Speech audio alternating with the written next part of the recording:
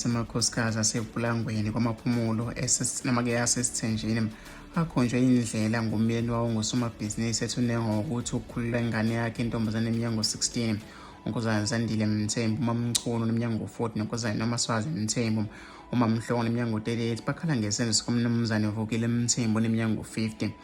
Bobabili bathi basamangele kakhulu ngesenzo somyeni wabo.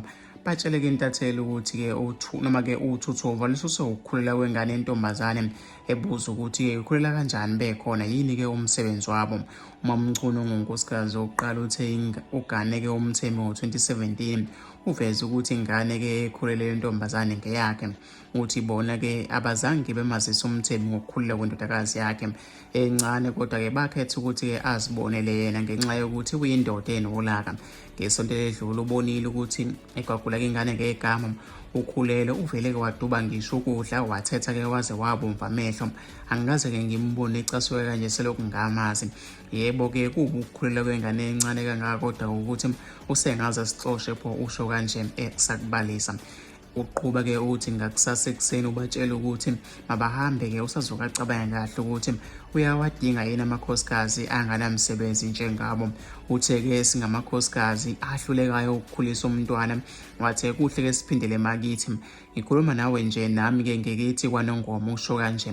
Uthi-ke ubone kungcono ukuthi-ke umntanakhe okhulelwe ahambe naye. Ukhale kakhulu ngolaka lomyeni wakhe, wathi-ke kusamele athi-ke ukwehlisa noma-ke ukulwehlisa. Uveze ukuthi banengane eyodwa kuphela. uMamhlongo unkosikazi wesibili naye uthe-ke ubuyele kubo kwaSayimane. Ayikho-ke into-ke ebesizoyenza uma-ke siXosha ukumbona kahle-ke ubaba ukuthi akadlali, usifuna-ke sihambile ngampela emzini wakhe, usho kanje. Uveze ukuthi yena-ke ungena esithenjini ngo-2021, uthi umyeni wabo-ke ubaphethe kahle, akukho-ke angabenzeli khona, kodwa wase-ke egcizelela ukuthi akazwani nje nhlobo nento-ke ebhedayo. Ethintwa kumnumzane Mthembu ngokuxosha kwakhe amakhosikazi, uthe umuzi wakhe kuwuphatha ngendlela ethanda nguyena, ngoba-ke nguyena owazidlobulela yena